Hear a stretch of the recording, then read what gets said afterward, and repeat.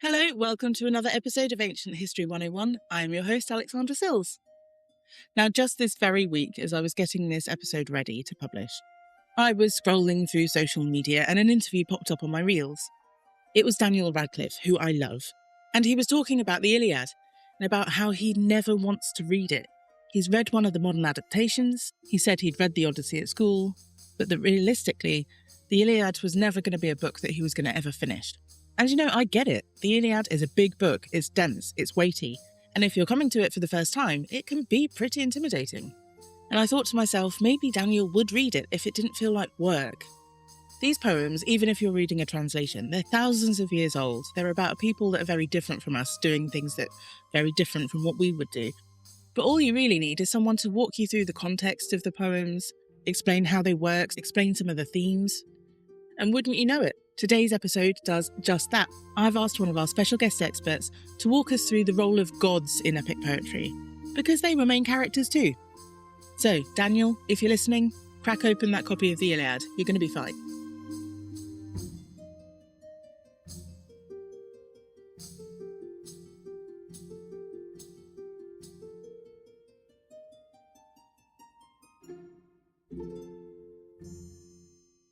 Okay, we have a stonker of an episode this week with our next special guest expert. Would you like to introduce yourself, please?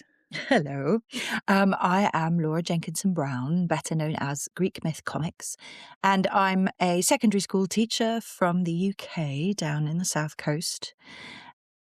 I've been making Greek myth comics for the last 11 years, little infographic-y type explanations with stick figures of areas of the ancient world and especially literature and epic. And I've also recently written a book which is called You Are Odysseus, and it's an interactive fiction version of the Odyssey where you get to try and make the same decisions as Odysseus, but if you don't, you go on a completely different adventure. We're going to be talking about epic as a genre, but specifically, and I'm excited about this, the role of gods in epic. And I say this because before I read any Homer properly, I saw the movie Troy with Brad Pitt in it. And then when I went to read it properly, after realising that it wasn't quite as imposing as it seemed at first glance, that actually that film had missed out a lot. So that's what we're going to be talking about today. Okay. The gods in epic poetry. Is it fair to say, do you think, that the gods play a pretty vital role in the narrative of poems like the Iliad, the Odyssey, the Aeneid? Well, immediately, what is an epic poem? So it's got heroes and it's got gods in it. And sometimes also monsters, although we might argue that the people are the monsters, but that's another conversation. And really, if you don't have the gods in an epic poem, is it really an epic poem? Because it all comes down to really what the gods are.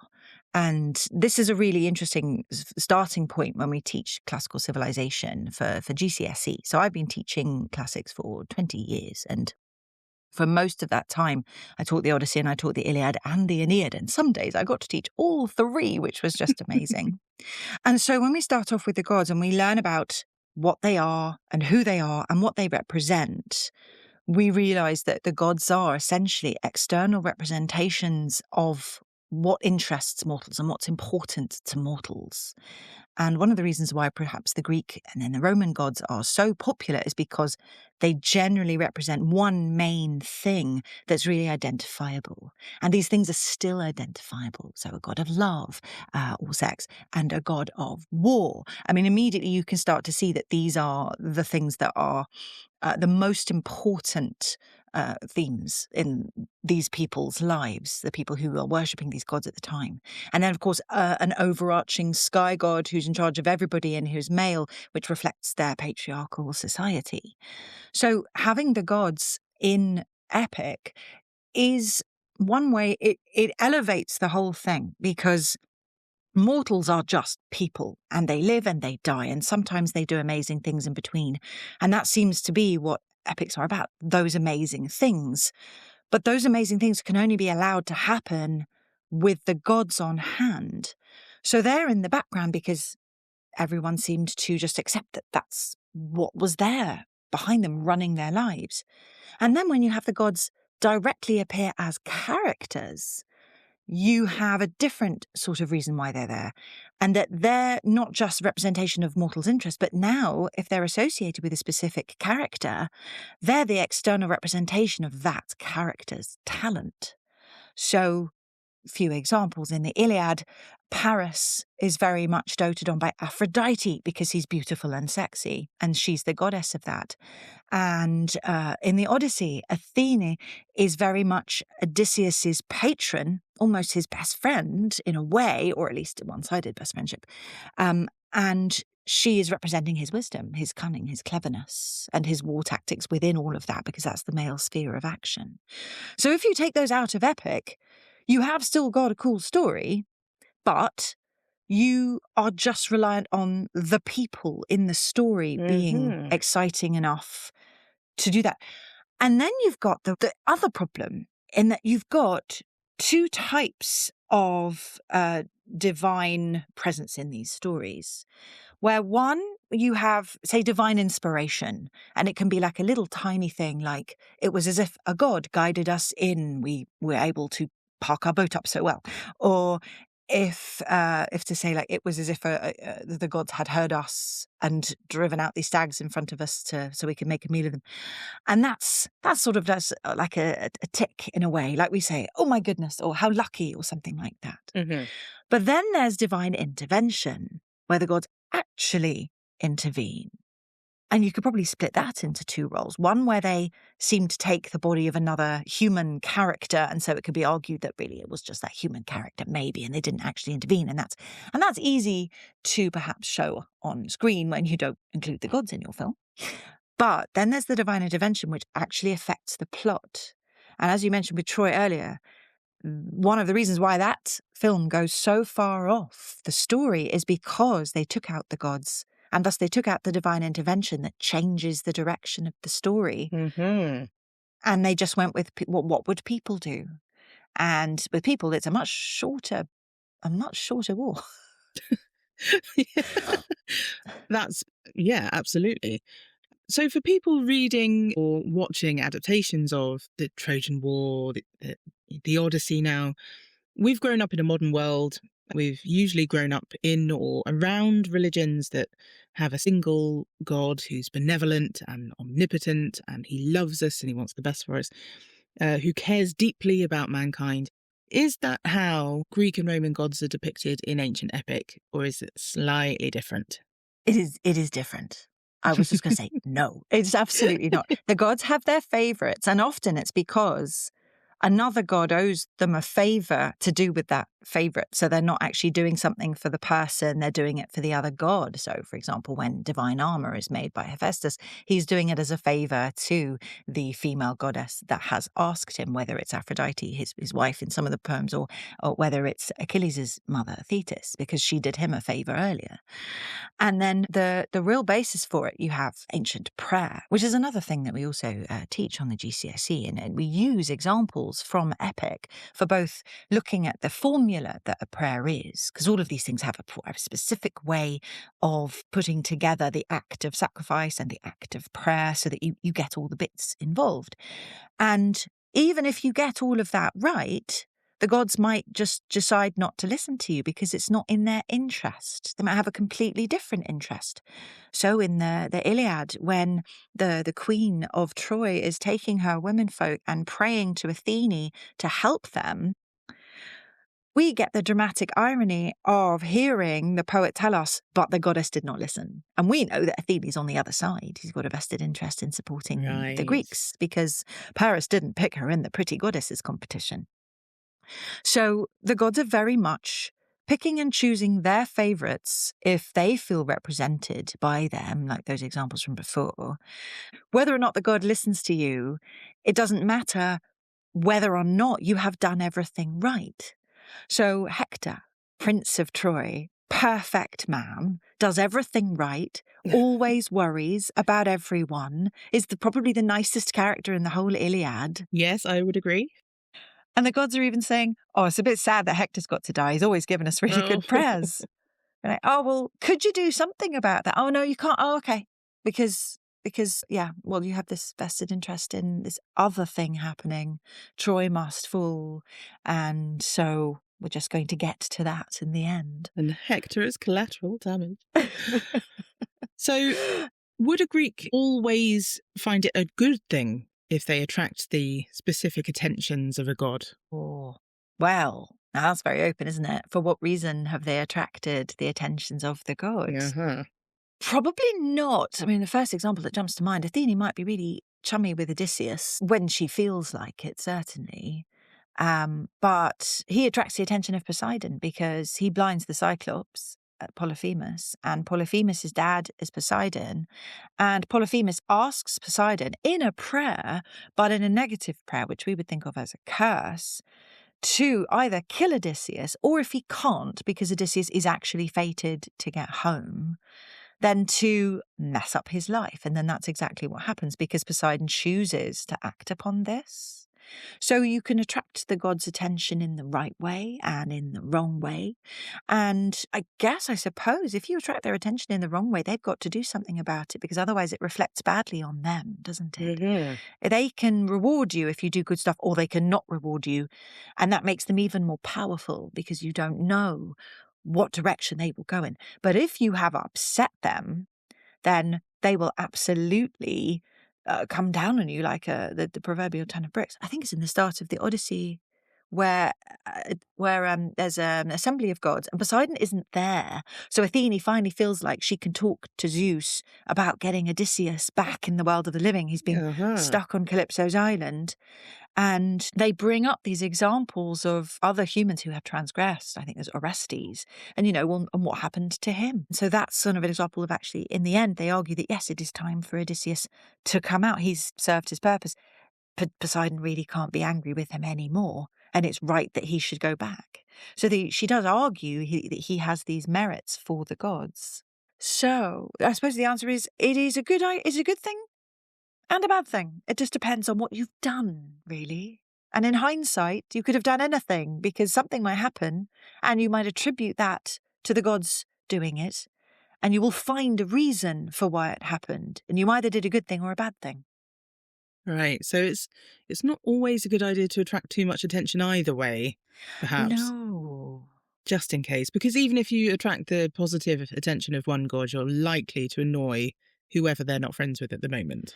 No, this is true. Although, can I think of examples? Yeah. So I suppose we could go slightly off Homer and edge towards Virgil, and how Juno really hates Aeneas because he's Trojan. That's literally it. And and it doesn't matter that everyone else seems to like Aeneas, and he does have this purpose, and Jupiter, rather than Zeus, because it's Roman, is saying, well, he does have this purpose. He is going to go and found Rome, the greatest of all cities that will ever be. And Juno has to finally give up, because her hatred of him, for this very spurious reason that she didn't get picked by another Trojan to be as the prettiest one, she has to give that up, because even she has to concede she can't keep destroying him, because he's not destined to die. So there's only so far that she can go with it. Right. But even then, she argues that, fine, I destroyed Troy. Fine, you can destroy one of my cities in the future. I really like Dido's city, Carthage. You can have that one. And then she agrees that, well, I will definitely stop attacking him, but only if you allow the language to still be called Latin. Because I really like Turnus, who he's about to destroy as well, and he's part of the Latins. So there is this bartering going on between the gods to do with their favourites and who they would like to continue on and who they've picked as their champion, I suppose. You get the same thing with Heracles, and Hera really hates him because he's yet another product of an affair by her husband, and she really ruins his life constantly. But even he, at the end, gets his apotheosis and is allowed to be turned into a god, because he has done so well and has upheld the gods' names all this time. And I suppose the other way of attracting attention is by being incredibly hubristic. where you have shown off far too much pride and arrogance and perhaps even said that you are better than the god in some way, no matter how factual. There's so many myths about that. But to bring that back to Homer, the entire plot of the Odyssey is about transgression against Xenia, the hospitality, which is the law of Zeus. You must look after your guests, and as a guest, you must act in the right way.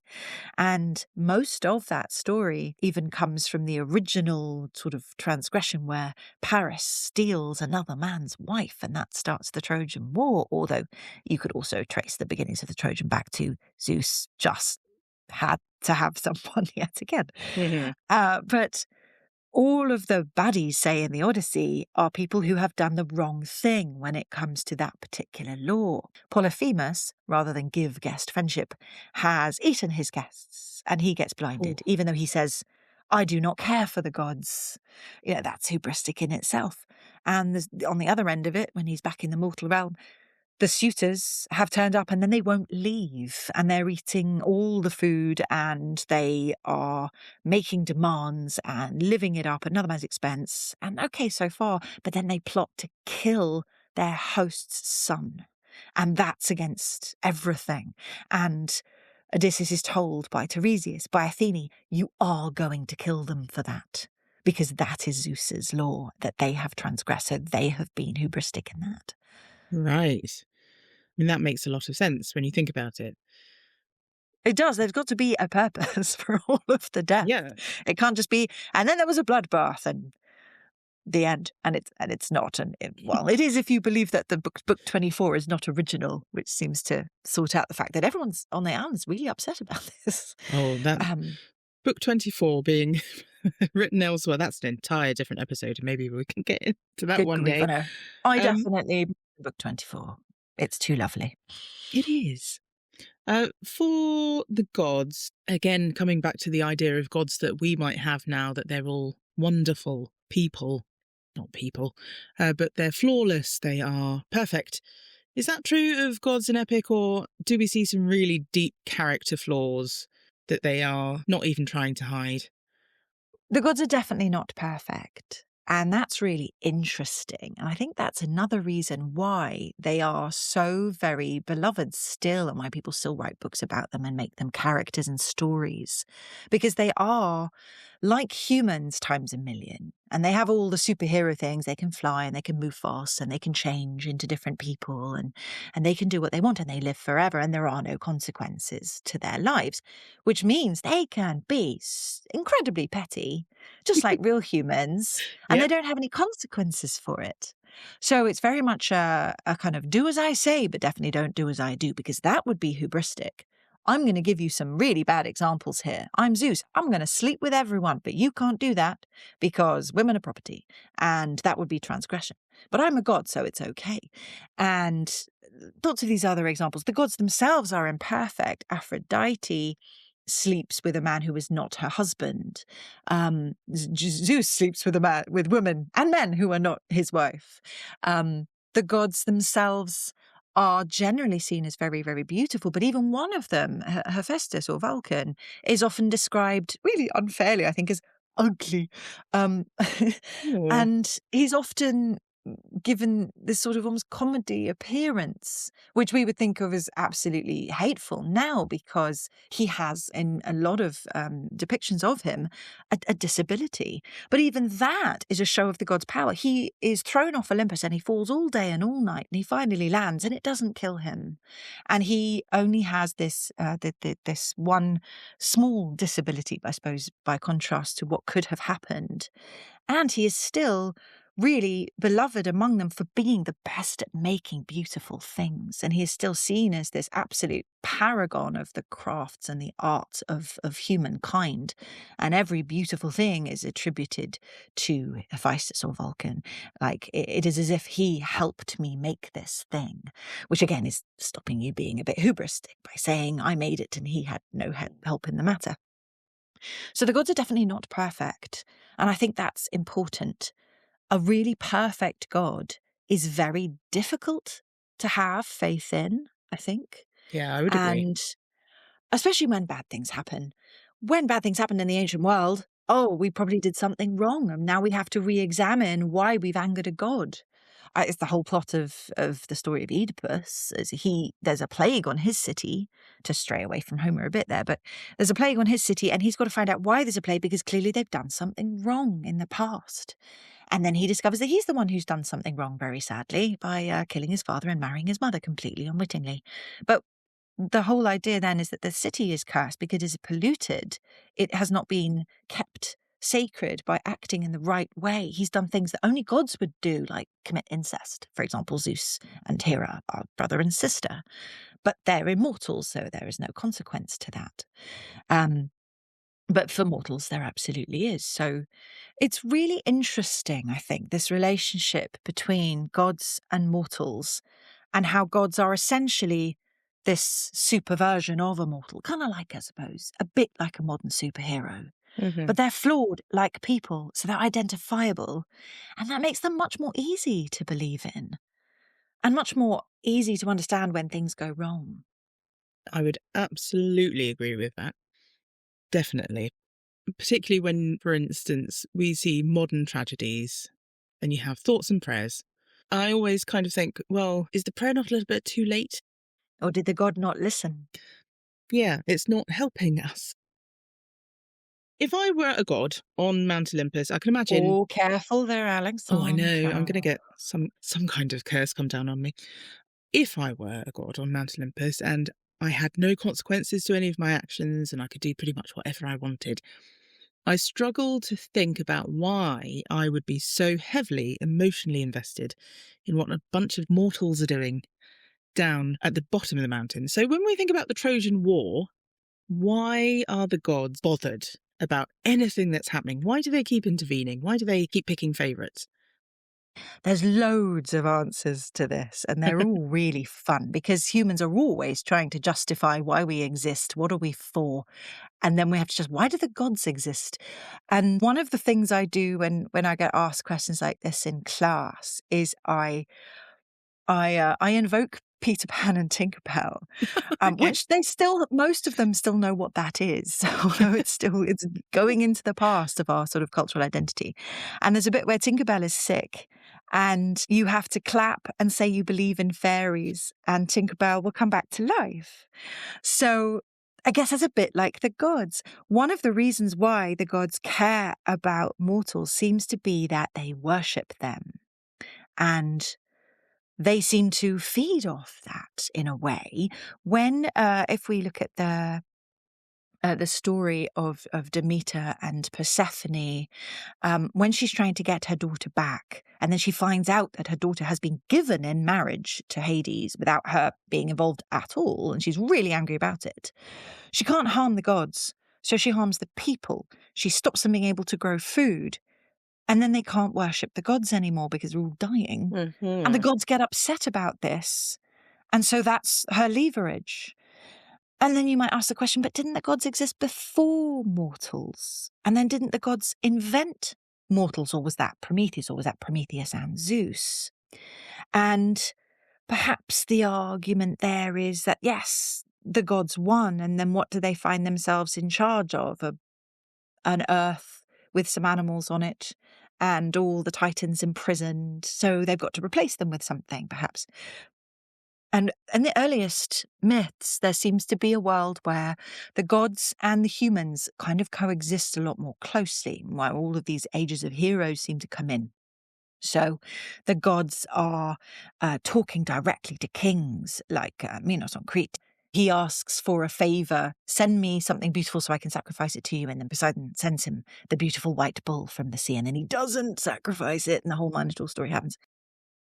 Whoever it was who built Troy the first, is it Aeolus? That would make sense. Ilium. I can't remember now. He has Poseidon helping him build the walls of Troy, and then he doesn't pay him. So we have this really close connection between gods and mortals, and it's like the gods are testing them every so often. And then sometimes the gods get tested by mortals, and then they're the ones who are being punished for all eternity, like Sisyphus, who just keeps transgressing against the gods just to see what will happen. He pokes the bear, literally. He ends up pushing a boulder up a hill for eternity. Most people don't get punished for eternity, but he does. And it seems like the gods can't really seem to exist without mortals, and mortals can't exist without gods. Possibly, or is that a bit like, George Orwell, if there is hope it lies in the proles, are we just waiting to rise up and rebel against the gods in number? And I forget where I read this, and I could never find the reference again, refers to a story about how Zeus wanted to cut down the number of humans, and so that was one of the reasons for the Trojan War, because it would kill so many. And then Right. the world could sort of start again. And that sort of fits in a little bit with the idea of Bronze Age collapse then and things that have started, restarted or so forth. But it is a bit of a mystery. And I'd love to know where I've read that or where I've heard that. It's so difficult to find sources these days when so much of social media is pumping them back at you without the source attached to it. And then you can't remember where you read it. Was it in Dan's or was it in one of my other 100 books? So, yeah, it's a really interesting question, that. But I think in the films, the really earlier sort of 1950s films that they make of this, and the gods are in their beautiful big palace, and everything is white because they hadn't really understood about polychromy. And they've got like this big fishbowl in the middle, and it's like a magic pond, and they can see the humans, or it's like a little battleground, and they're moving them around. Olympus looks so boring. Like, this is the only thing they have to while away their time, which is just like humans. We have to be having a war or playing a game or something. At least now we have books and TV in order to pass the time. So we could describe, potentially, the whole Trojan War as the gods playing their version of Dungeons and Dragons to keep themselves amused. There's this idea that the gods are messing with us. And you can kind of see why then the idea of a more, say, modern, dare I say modern God, it's probably not really right thing to say, a God who loves everyone equally and looks after everybody and is therefore the best God because he's got all of our interests at heart. You can see why that might actually be quite, for some people, an attractive concept. So one of the things that I'm interested about in Greek religion is the idea of the fates controlling everything to do with mortal lives, right from their birth until their death. So if every mortal has everything about their life predetermined, when the gods are intervening and interrupting and meddling, is this all pointless? Can they actually help their favourites and hurt the ones that they don't like when everything's fated already? Or are they also slaves to the fates? I like this idea of them as being slaves to the fates because it's never really explored, like who the fates are. And they don't really appear in a lot of actual mythology. They're just sort of recognized as being there, I think. But the idea of them is wonderful because you have these three women and they're spinning wool, essentially, which would have been a massively identifiable thing in the ancient world. Mm-hmm. And you are the wool. So one chooses the wool or starts to spin it. Another one measures it out. And then the third one cuts it. And so, yes, so this idea that your life is already decided and when it's going to get cut is decided. But what I like to think of is the difference between fate and fortune, because in epic, the gods always talk about the fates of mortals. So in the Iliad, it's Achilles who talks about his own fate, and Thetis, his mother, his goddess mother, who talks about his fate, where he has two potential fates, and it depends on what he does in his life that will give him this fate to end up with. He will either not go to war and live a long life and have loads of grandkids and be entirely forgotten, which is the fate that his father, the sort of the warmonger Peleus, or warmonger is probably a mean word, the general, the fighter Peleus, that's what he wants for his son to be greater than him. And that was the thing. Whoever slept with Thetis would have a son greater than himself. And the other fate is that he will go to the Trojan War and he will go and fight and he will die there, but then his name will last forever. And that's the one Peleus wants for his son. Thetis would like the other one for her son. And that's why she tries to hide him away from all that and hides him as a girl on Skyros, for example. And the gods know that these fates maybe are slightly malleable and that's maybe your fortune. But then your end point is generally fixed. But Achilles at least has a choice of endpoints depending on what he does. And I think the later philosopher Heraclitus said something similar. a man's fate is his character. Or rather, maybe it's the other way around. A man's character is his fate. The choices that you make end up giving you a particular fate. But then what's overlooked there is the idea of fortune. What happens to you on the way? So I like to think of fate as being your final destination, and fortune is the journey.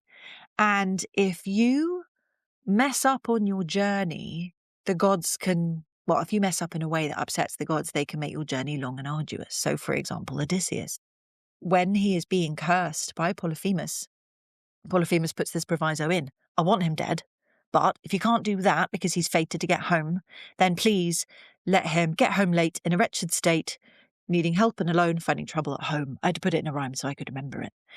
And those are all the things that then come to pass. He loses all his men. He's literally got not even really the clothes on his back when he washes up on the island of the Phaeacians, and there is trouble at home, and he comes home with nothing.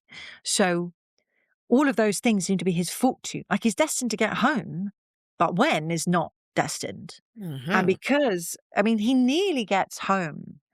Aeolus gives him the bag of winds so that the winds do not interfere with his journey, and he just has Zephyrus to blow him home, and he pilots the ship for 9 days and nights, and they can see Ithaca. They can see the fires burning on the shore. And he falls asleep then because he's home, and he's been awake for 9 days. Again, impossible, but still, he's a hero, right? He's amazing. And then his men open the bag because he didn't tell them what was in the bag. And even though it's made a big deal of in the Odyssey, I always share out everything. Everyone gets their fair share. The men assume that he's hiding something from them and that they're not going to get their fair share. And they open the bag and there's a horrible storm and they get blown right back to Aeolus. And then after Aeolus refuses to help them, because he must be so hated by the gods for this to have happened, Aeolus is like, I can't touch you. Because Aeolus' entire role is dependent on the gods. He's a mortal too, it seems, or at least he's a mortal who's been elevated to the status of almost divine and given the winds to look after, and married all his children to each other, which is definitely a divine thing, not a mortal thing. Even Aeolus cannot touch Odysseus because he must be so hated for this to happen. And this is after what's happened with the Cyclops. So, whose fault is it? Were they destined to open the bag because now the Cyclops has got Poseidon to make his dreams come true, or what? And then the next stop after that is the Laestrygonians, and they all get eaten. Except for Odysseus' ship, so he's already losing his men. So this idea that, he is fated to get home, but what happens on the way is fair game. And that seems to be, if we look at, I suppose if we argue, we could look at an awful lot of the lives of heroes and we'd find that same pattern. But then the interesting thing is, it is only the lives of heroes who get a prophecy, perhaps. And not everyone does get a prophecy. They might just have the gods intervene in their lives. So not everyone knows what their fate is going to be. And the gods really aren't that bothered about most people. So we only hear about the heroes if the gods want to intervene in their lives. When Patroclus is having his Aristair, his red-eyed meltdown on the battlefield and killing loads of people, and he kills Sarpedon, a son of Zeus, and Zeus is really upset about it. But Sarpedon is fated to die at the hands of Patroclus, so he can't do anything about it. Instead, he just makes it rain blood, which is amazing. What an omen to show his displeasure. And I was always really mystified because I used the same copy every year of the Iliad. And one year when I was reading that page, literally there was a blood stain and I don't know where it came from. So that was really cool. But they really are bound by this and no one really seems to understand why. Zeus can hold up his golden scales on the battlefield to see who will win particular battle within, so yes, Troy is destined to fall. But during that time, Troy gets absolutely routed, and the Greeks get absolutely routed. So that's, maybe Troy won't fall. But we know it's destined to fall. So even though they're winning right now, they won't win in the future. In the Iliad, quite early on, there's a truce where Paris says, I will fight your best warrior and we'll end the war right now. And Menelaus, the husband of Paris's they've been married 9 years by this point, wife Helen says, I'll fight you. And Paris is like, oh yeah, but not you. And then he has to be coerced to fight. But then, in a shocking act of divine intervention, when Paris is about to lose the battle, Aphrodite literally picks him up and flies him away in a puff of smoke. And he's gone. And that isn't ignored. Everyone on the battlefield is rushing back going, wait, where is he?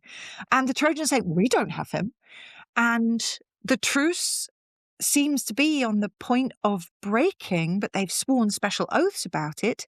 And then Athene comes down as another member of the Trojan side and tells Pandarus, apparently a very stupid man with a bow and arrow, you could kill Menelaus right now and end the war. And he shoots him, and then thus the truce is ended. So we do have this divine intervention that affects the plot.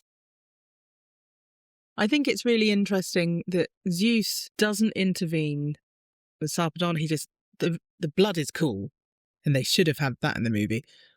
It's very metal. But it is incredibly metal. That would have been an amazing scene.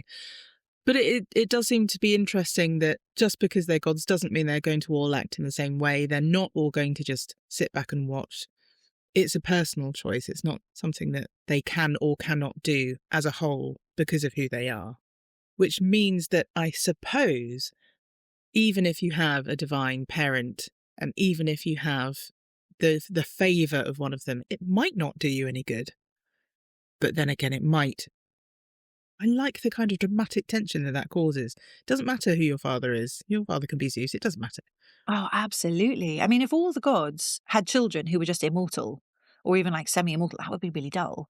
Except if you have them battle each other, and I suppose that's really what the Iliad is. It's a load of the greatest heroes are somehow descendants of the gods. I mean, half the population seems to be a descendant of Hercules by this point, anyway, or Heracles rather.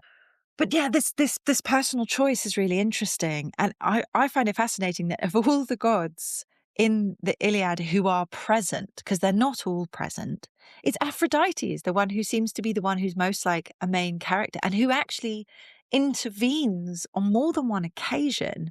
But it is very much because her favourites, Paris and her son, Aeneas, her mortal son, are being attacked, and she can't bear it. So she actually tries to intervene to save their lives, knowing perhaps that they are not fated to die there. So it's okay for her to do this. When Zeus ponders saving Sarpedon, Hera says something along the lines of, do it then, but we mortals will not support you because we know it's wrong. You know, it's like they think about doing it, but they are bound by these really special rules. Aphrodite doesn't care. She gets well in there. Athene is so annoyed about this, she gives Diomedes the power to see the gods in their true form, and Diomedes stabs Aphrodite in the hand, which is like, he actually wounds a god. But then there's even a point where Zeus says, look, stop intervening, everybody. We need to let this play out. And then Hera seduces him so that then he will fall asleep, as men apparently do after being seduced, and they can all get back down on the battlefield. But I prefer it when the gods don't get directly involved, because it's almost like breaking that fourth wall. And then when you do make that choice in classical reception to not include the gods, you are left with a whole bag of holes, really, and a story that's disjointed and doesn't really make sense. I mean, let's face it, the Trojan War as a 10-year siege doesn't really make sense anyway, and I don't think there's any evidence for the siege that long at the place that is identified as Troy, whereas there are several sieges that clearly are. But I think where a god is used to, like I said before, be the external representation of the talented mortals at that point. Even in death, when Patroclus is finally taken down on the battlefield, it takes 3 men to do so. And one of those men is Apollo. So he's not really a man. But he's a god who makes he strikes him and makes all his armour fall off. Not every kill in the entire Trojan War is listed in the Iliad. And Achilles kills hardly anyone, comparatively. The biggest Aristeia belongs to Patroclus. He kills the most people because it's the most documented one. Right. And it's very much pride comes before a fall. He's practically trying to run up the walls of Troy, and he has to be taken down, including by a god, to stop him, really just emphasizing how powerful he really has been. And that seems to be a much more effective and identifiable way of using the gods in the story. Whereas having Aphrodite come down and like take Paris off the battlefield, that's just funny. Because then it cuts to her taking him into Troy and going to see Helen and then having an argument with Helen, where Helen is feisty because she's had enough. And she's like saying, if you love him so much, you sleep with him, which is amazing. And Aphrodite essentially threatens her with violence. Remember, I can end you. Go and sleep with that man that we both adore. So Helen's like, fine. And she goes and sleeps with him. And then it cuts back to the battlefield. We're like, wait, where is he? Where's he gone? He was here a minute ago. And then they have this argument. And then later on, Hector goes back into Troy, essentially to find out where his brother's gone. And we have this wonderful scene where he goes and he finds his brother polishing his helmet, euphemism, possibly, and sitting in his bedroom. He hasn't even thought to come back to the battle. And Helen's just weaving. And Helen looks at Hector and there's like, oh, you and me, Hector. Why are the gods so mean to us? We, above all, are hated by the gods. And Hector's like, oh, you're right. And then he says to his mate, come back to the battlefield. What are you doing, you good-for-nothing man with the wrong priorities? And Paris is all, I suppose you're right, but just don't hate me because I'm beautiful. I will come back. And then he runs back to the battle. And the simile is like a stallion going to where the mares are, right? It's all about sex with him. God. It's so gross. And then comparatively, poor old Hector sees his wife, who is the right kind of woman for him, who knows what he's doing and wants him to come back in. He says, I would feel shame before the men and women of Troy if I were to just stay indoors, and I have to go out and do this thing, knowing that he will die. It's you get this moment elevated by the presence of Aphrodite, and it becomes almost comical, but also really, really dark. And I think what that then does is highlight the moment of utter tragedy. The flaw of Hector is that he's too good. And that's the last time he sees his wife and child. Yeah, it's devastating to read. It really is. I think I cried the first time I read it. Because I love Hector. I'm a huge Hector fan.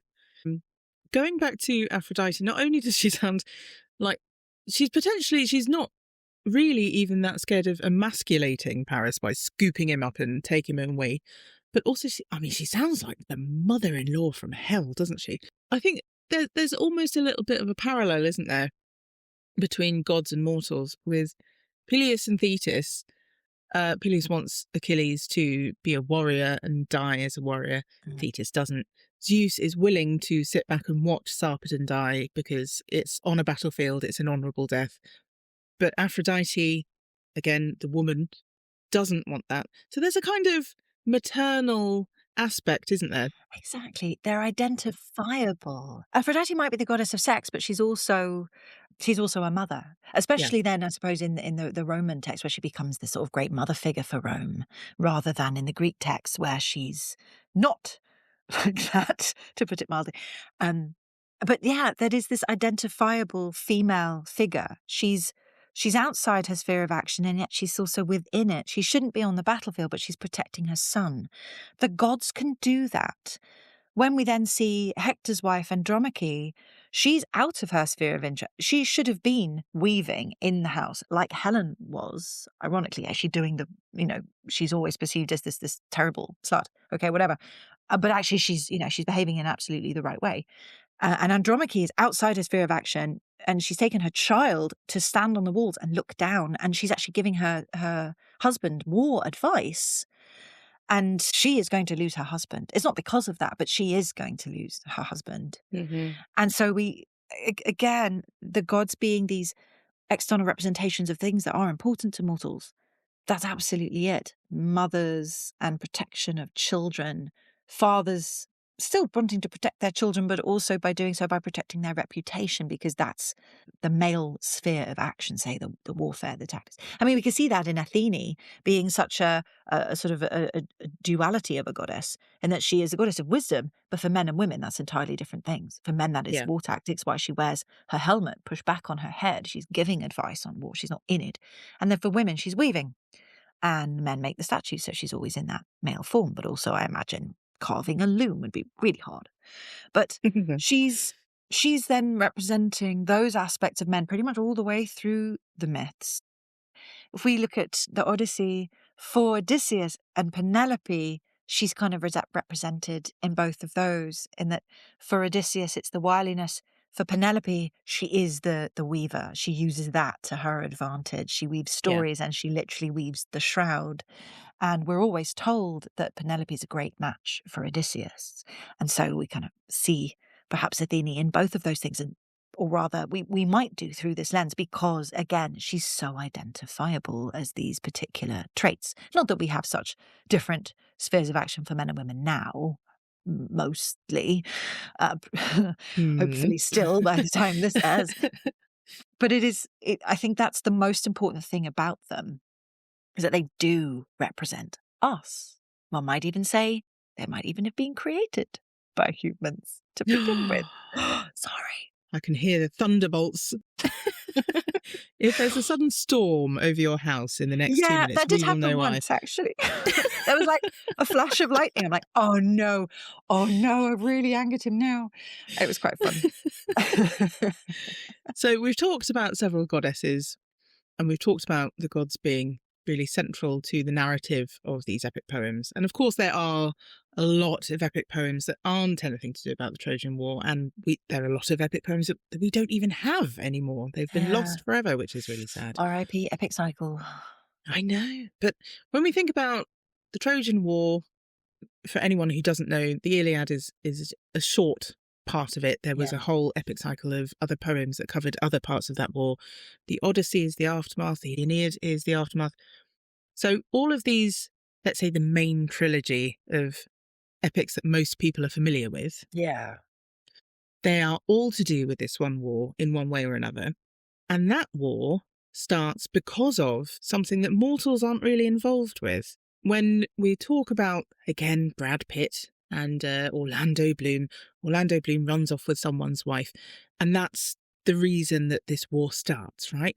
But when we look at the ancient texts, that's not really the start of the story. So for anyone who doesn't know, can you just run us through what we have already described quite accurately as the Pretty Goddess contest? So I'm just holding up my golden apple that sits on my desk. I've got one on all my desks, my school desk and my home desk as well, because it is this amazing symbol, which then the apple gets co-opted as a symbol of all sorts of things later as well. And this golden apple that, golden apples seem to literally grow on trees for the gods. They, like humans, have got their orchards and their cattle herds, because that's how you count wealth in the ancient world, what your property and how wealthy you are through the property and your livestock and so forth. But they're special, like they live forever and they're golden and stuff like that. And when we talk about the story, we even have to go further back into why there was this competition in the first place. So it is a really wonderful story, but of course it starts with Zeus having an affair with someone or wanting to. And we are told that the goddess Thetis, a sea goddess, a shapeshifter, catches his eye, but she comes with is it a curse? Is it a prophecy attached to her? Her child will be greater than its father. And there is a long history of gods being overthrown by their father. Zeus does most of that overthrowing, but his father overthrew his father and so forth. And he's the one who's finally done the final overthrowing, and he doesn't want to be overthrown by anyone. So in order to invalidate it, he will make this goddess be tethered to a mortal. And that way, the child can only be better than its mortal father and not a threat to the gods. Right. So Peleus is the king, the very warmongering king, apparently, who, a great leader and a great fighter, he captures Thetis. There is a literal battle of wits. She keeps changing into different shapes and defeating him. He sneaks up on her while she's asleep and ties her arms and legs together so that if she was to try and shapeshift, she would tear herself apart. Thus he bests her and wins her. It's not particularly romantic, Lovely. But they get married. And then we have this wedding, which, to all intents and purposes, sounds like later fairy tales, like a certain set of fairies who give gifts, for example. So at this wedding, the gods are, of course, invited, and they all give gifts. I think Hades gives them a beautiful urn in which to be buried and so forth, and they get other beautiful gifts. And then they did not invite Eris. They did not invite Eris, the goddess of strife, to the wedding. Because who would want that, right? We don't want that at your wedding, right? But she takes it badly. So, of course, she causes a problem. self-fulfilling prophecy. Don't invite the goddess of strife. Do invite the goddess of strife. She's going to cause a problem either way. And so she takes this golden apple, this token, really. It's not particularly valuable. The gods don't seem to value like literal gold and thing. It's just something that mortals do. But all of their versions of stuff is cool and more interesting than mortal versions anyway. They don't even eat normal food. They eat special god food and special god drinks, ambrosia and nectar. And she inscribes on it, "To the fairest," and throws it into the wedding. And these days you'd think, oh, that's clearly for the bride. No. The bride is, in the hierarchy of goddesses, very low down indeed. She is a water nymph, essentially. And so the three goddesses that argue about it are Hera, the wife of Zeus and the queen, and thus she must be the most beautiful because he picked her as the queen. And Aphrodite, literally the goddess of sex and beauty, clearly has to be her. And Athene, who you kind of feel like wouldn't really have been interested in a competition like that. But then again, I suppose as a goddess of war tactics, she's a goddess of competition, so she kind of has to be involved as well. And so they fight over it, and they ask Zeus which one of us should have it, and he is sensible enough to not want to get involved in this conversation because he's going to upset someone. And so he decides, I think it's him deciding, that the contest will be decided by someone who can really appreciate beauty, a beautiful mortal, because mortals peak and die, and thus we understand what beauty is because it is fleeting. Whereas when everyone is utterly gorgeous on Olympus, it means nothing anymore. Unless you have Phaistos, right? So of course, the most beautiful mortal is Paris, who is this shepherd in the environs of Troy. And he's been raised by shepherds, and he's married to a nymph who, I forget her name, how fitting, because she's hardly ever in the story. Hermes turns up, messenger of the gods. He says, right, Paris, you're about to judge a competition. Be warned, 3 goddesses are going to turn up and you have to pick one who's the most beautiful. Okay, bye. And then the goddesses turn up. And in some versions of the way this story is retold, he's really nervous. He's like, oh, I couldn't possibly choose between you. In other versions, he's like, oh, I can't possibly choose between you. Get your kit off. And so either that or it's the goddesses arguing, well, Aphrodite's got her belt of beauty, this interesting MacGuffin that occasionally comes out, right? She's got this belt, which essentially is her girdle, which kind of means her bra. So she's like, she's got this bra that makes people fall in love with her because she's so beautiful. Like, I don't think she needs that. But I think it's in the Iliad where Hera borrows it to seduce. Like, she just borrows this really great dress, essentially, to seduce her husband. Every girl's done that. So that's why they have to all take their clothes off so they can be judged equally. And of course, he still can't judge them equally. It's just too hard.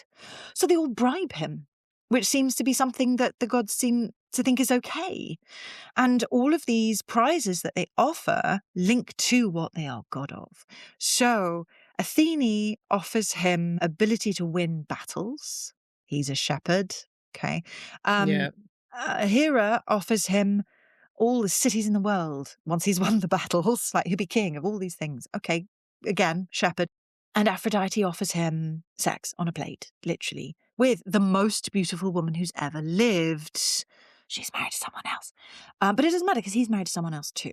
And he goes with that choice. Then it is revealed. So she can't just like magically give him Helen. She puts into place how he will find this. He discovers that he is in fact the abandoned son of the king and queen of Troy. Hecate, when she was pregnant with him, the queen of Troy, dreamt that she was giving birth to a torch. Not a torch for light, but a torch for burning down cities. So when she gave birth to the baby, they decided that they would kill it. But they can't. He's too beautiful. So they abandon him outside the city walls. They expose him, which seems to have been common enough practice that it's in a lot of myths. And he is, as always happens, he doesn't die of exposure, as is expected. That's the loophole. You haven't killed your child. It died of natural causes. It's fine. Instead, he's picked up by a shepherd. It's either always a shepherd or a messenger, and he's raised as his own. So he doesn't know that he's the Prince of Troy. Aphrodite reveals this to him. His name is actually Alexandros, because Paris means baggage, because he was found in a bag. I love that. And maybe it's like he is baggage when he turns up, because he is indeed fated to cause this war. So he goes back into the bosom of his family.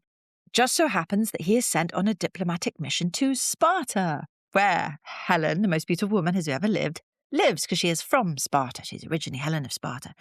And her husband, Menelaus, is now king of Sparta, because it seems that you marry into that bloodline and become king.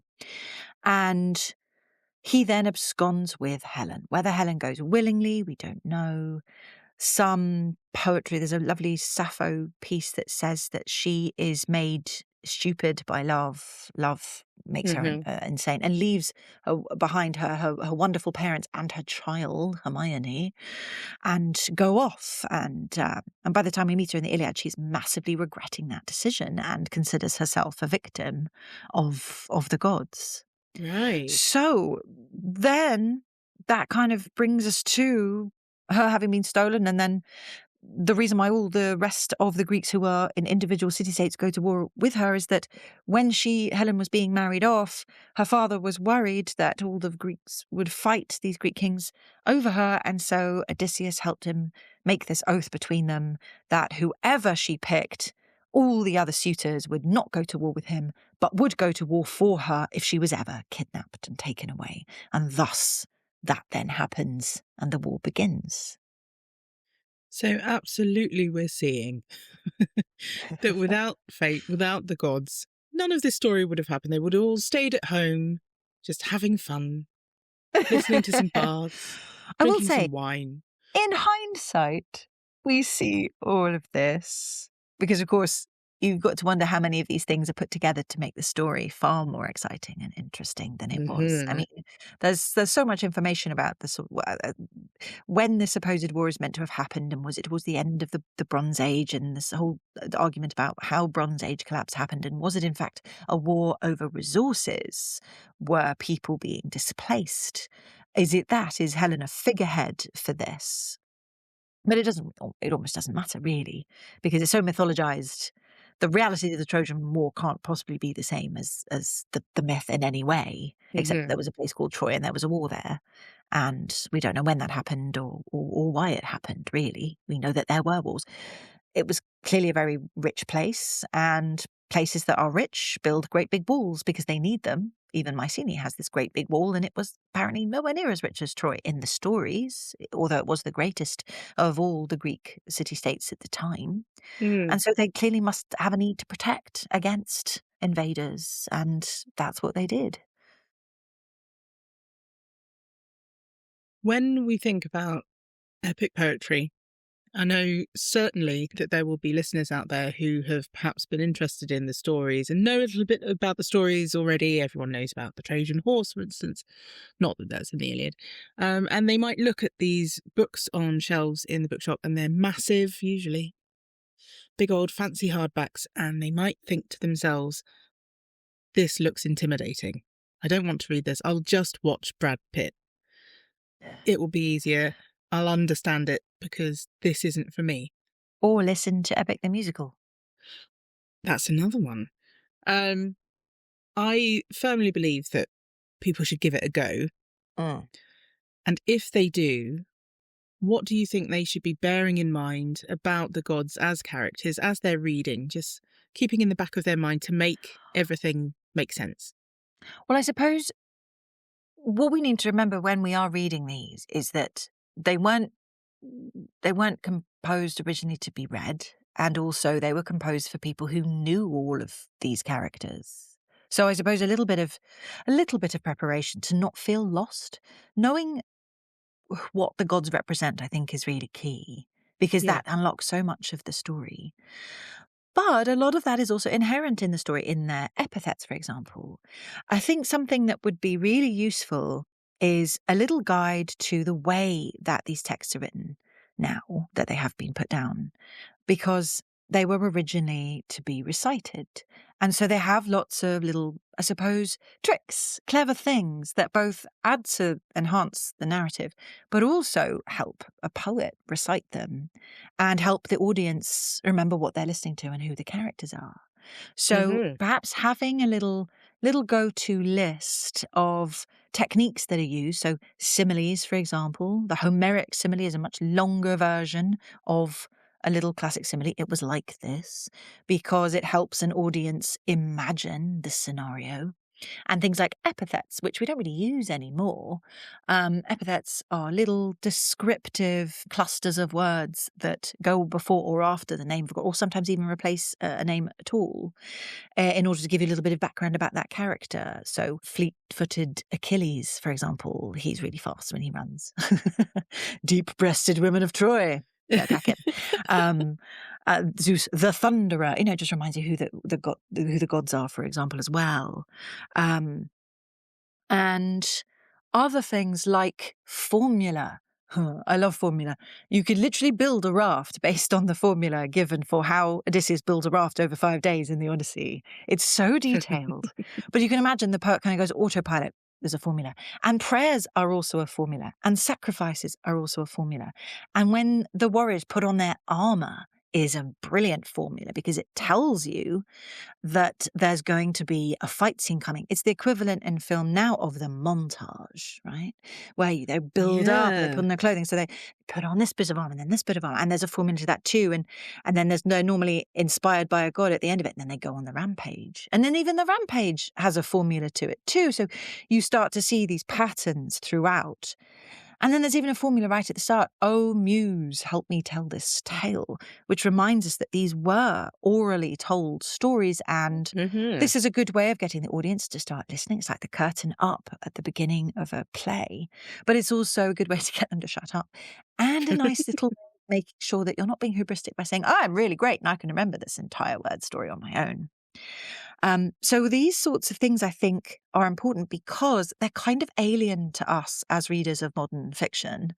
Yes. And that's often where, especially if you get kind of an old-fashioned translation with already old-fashioned words in it. I think translations need to be updated so that people can understand them. It shouldn't be a battle to just get through solid meaning.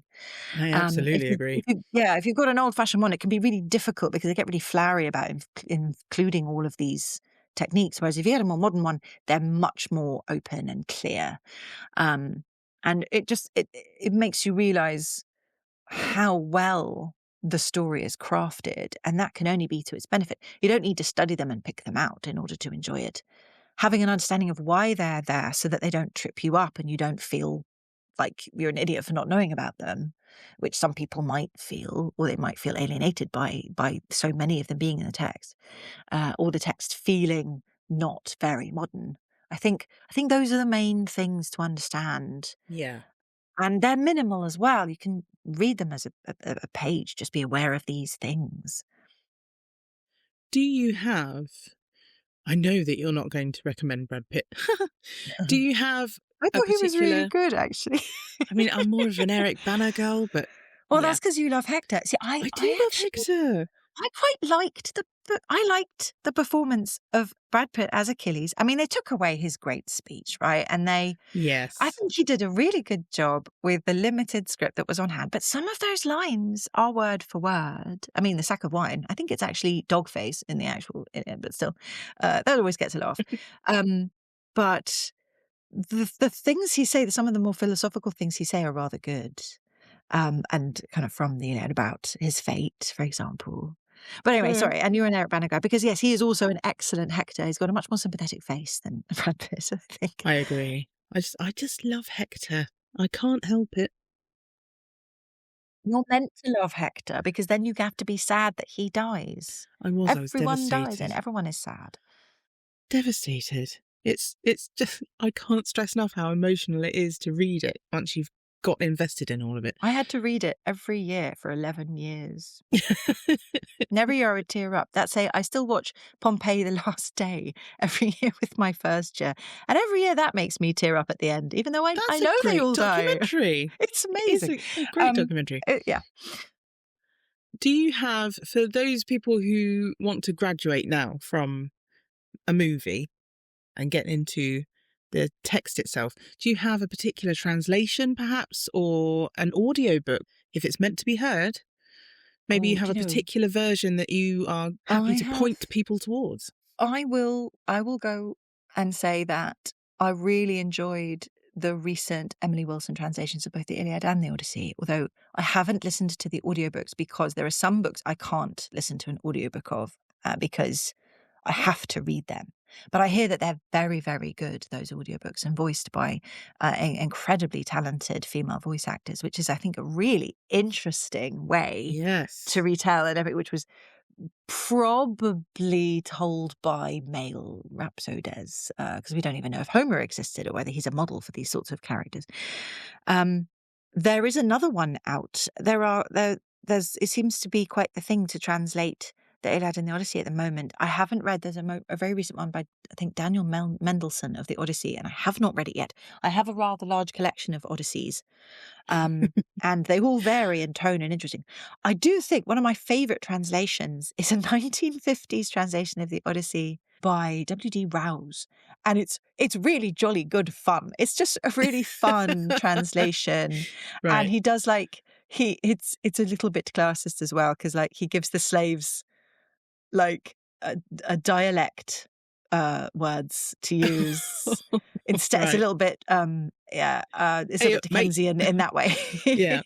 but it is really fun, and he even translates the names of the Phaeacians, the people that Odysseus washes up on the shore of, who are amazing sailors, and he translates their names. So one of them's called Poop Deck, which is just delightfully funny, and really it did not need to be translated.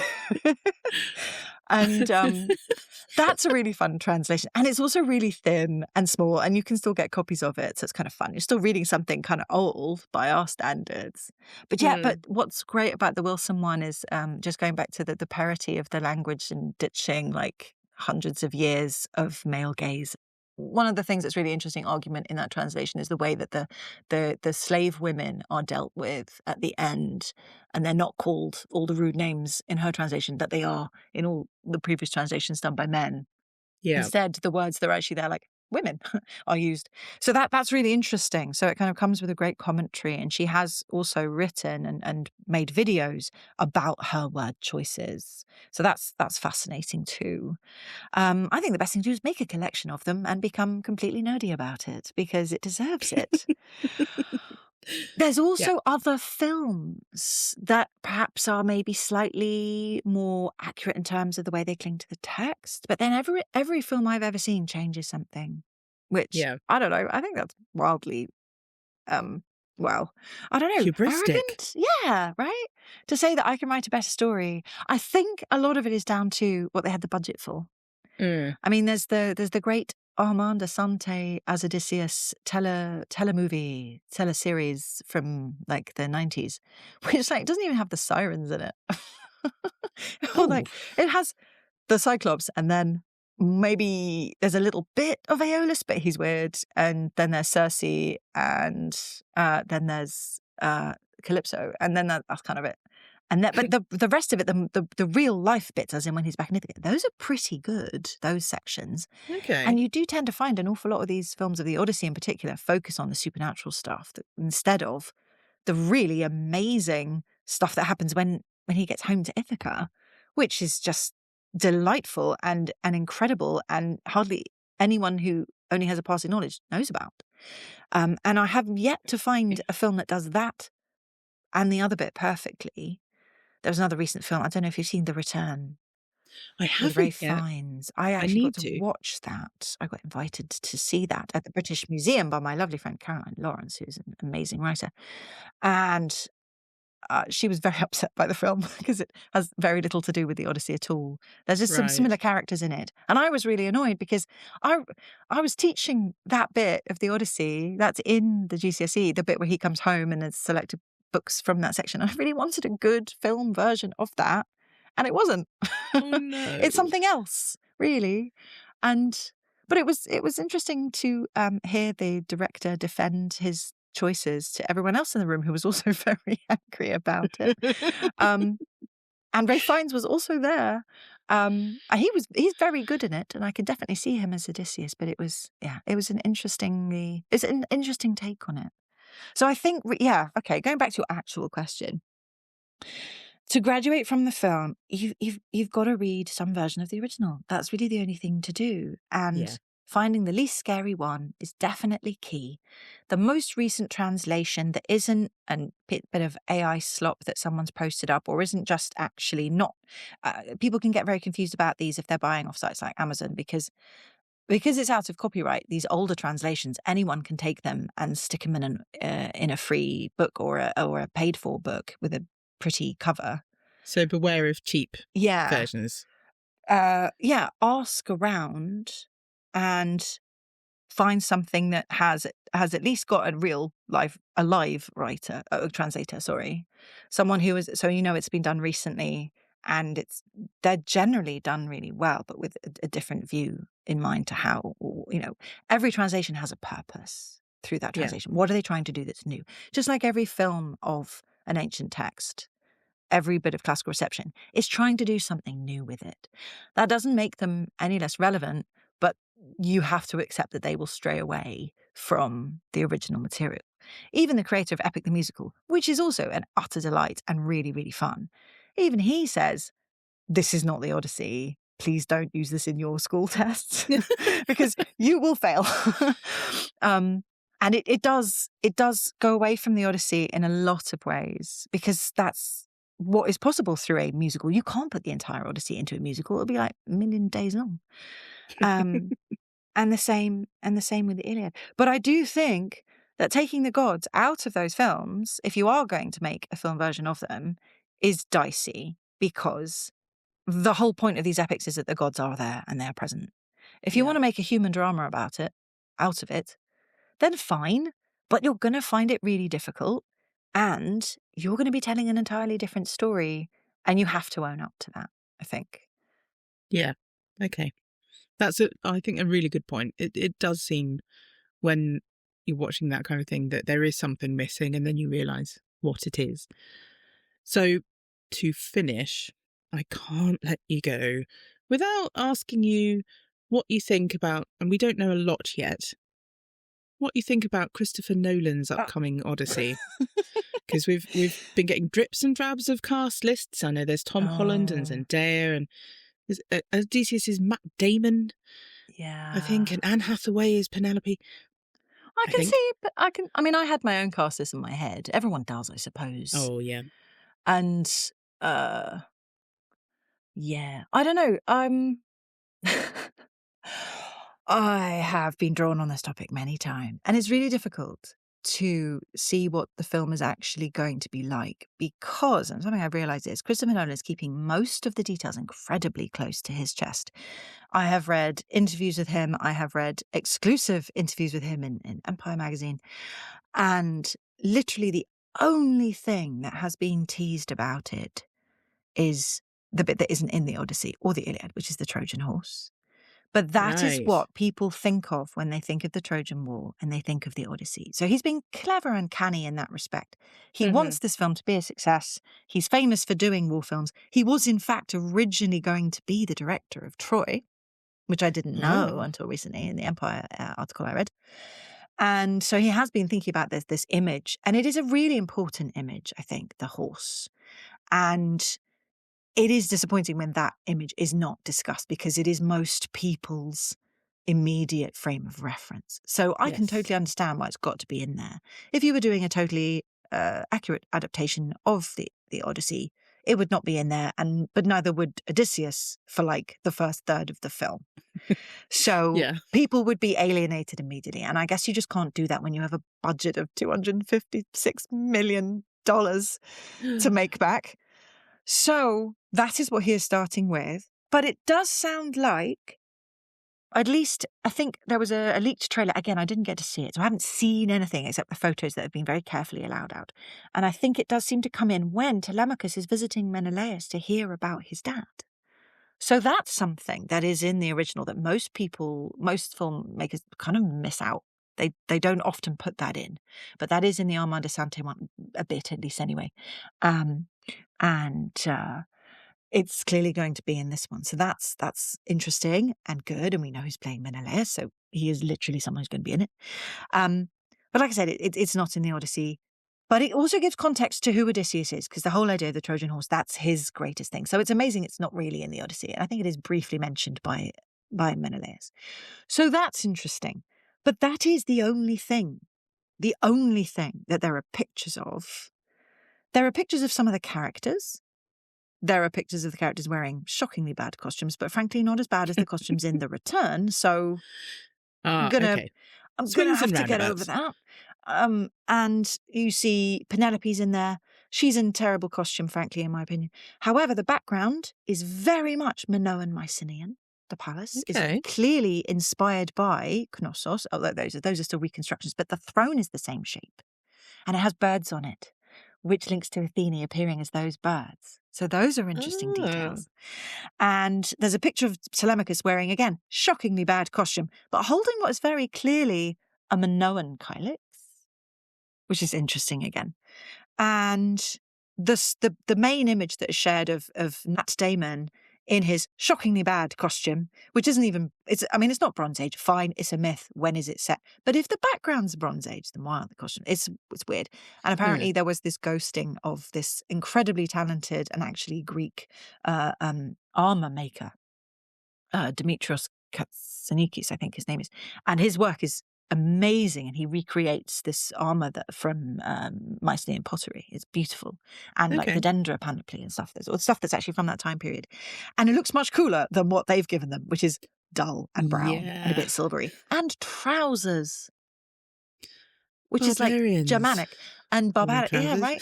And so it's really interesting so far. And then there's some pictures. Athena is being played by Zendaya, who is frankly known for wearing amazing clothes as well as being a brilliant actress. And they've put her in a white tunic.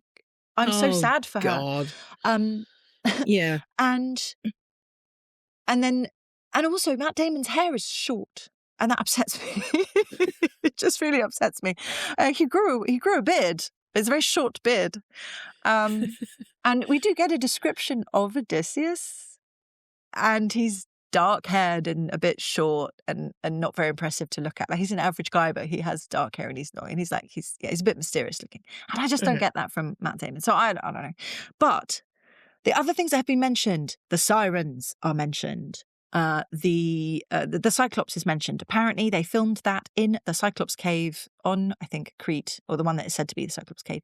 And there is an animatronic. That's very exciting. Ooh. To me, if you include good versions of the supernatural stuff, then you have to be including gods as well. We have one god definitely has an actor who is named that they are definitely playing that god. Which is interesting because that god mostly cosplays as men. In the Odyssey, Athena always turns up as either Mentes or Mentor, and very rarely as herself. There's that one moment where Odysseus finally gets back to Ithaca, and Athene turns up. She pretends to be a shepherd, and then she reveals herself to be Athene, and they sit under a tree and have a chat. I want that to be in the film. Okay. But... so, yeah, reasons to be cautiously optimistic then, even though we've seen some clunkers already. I mean, what upsets me is how people who like Nolan are telling everyone else who like the Odyssey that they're not allowed to be upset that the costume's crap because it's just a film, right? But they'll be the ones saying it's a historical event. And you're like, no, please, let's stop with that now.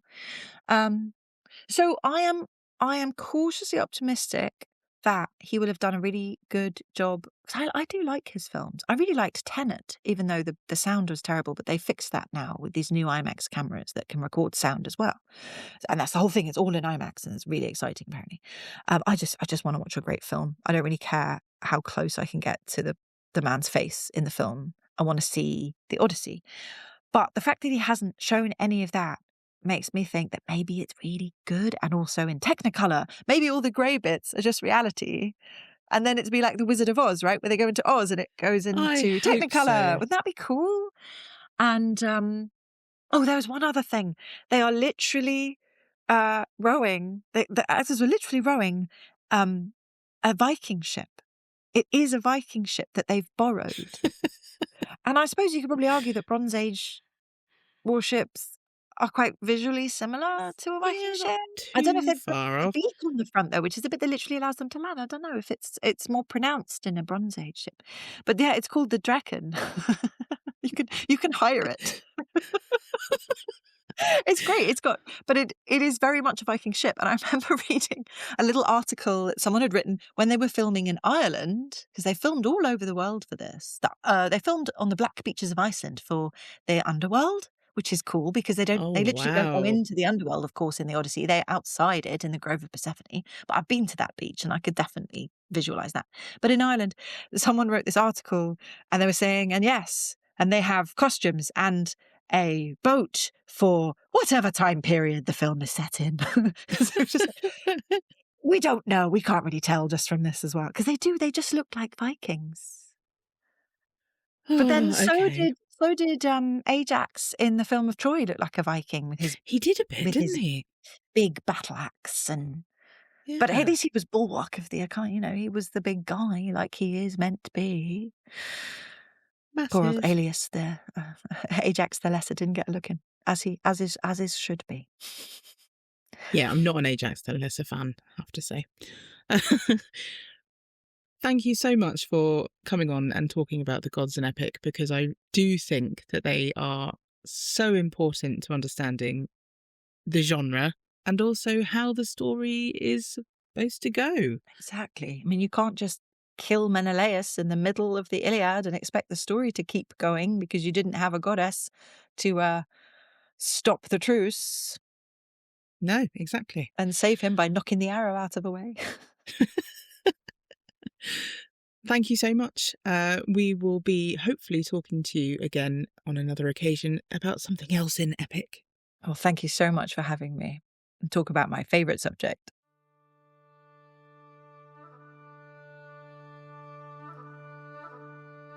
I don't know about you, I could listen to Laura talk all day. Doesn't even need to be about epic, she could read me a phone book. But if you do want to listen to Laura talk about epic a little bit more, I have wonderful news for you. Because Laura has turned her wonderful book, You Are Odysseus, into an audiobook/podcast. And it's launching this week. And, like us, it's part of the Mnemosiny Memory Collective. Now, whether you read the book or listen to the podcast, you get to be Odysseus. You get to make all of his decisions. You have to try and make it home to Ithaca, taking less than 10 years, without losing your entire crew, without being killed by a mythical monster. And I'll leave it up to you whether you choose not to spend ages on an island, being seduced by a beautiful, tempting sorceress. So what are you waiting for? Buy the book, listen to the show. Penelope's waiting for you. In the meantime, we will see you next week on Wednesday for our new episode of Ancient History 101, a show that is hosted and produced by me, Alexandra Sills. If you've enjoyed this episode, then please tell Daniel Radcliffe, or you can just hit subscribe so that you never miss an episode. Ancient History 101 is a proud part of the Mnemosiny Memory Collective, a group of educators and creators who are dedicated to making learning about the ancient world feel as accessible and inclusive as possible. If you want to find out more about You Are Odysseus, our show, the collective, all of the links are found below in the episode description. See you next week.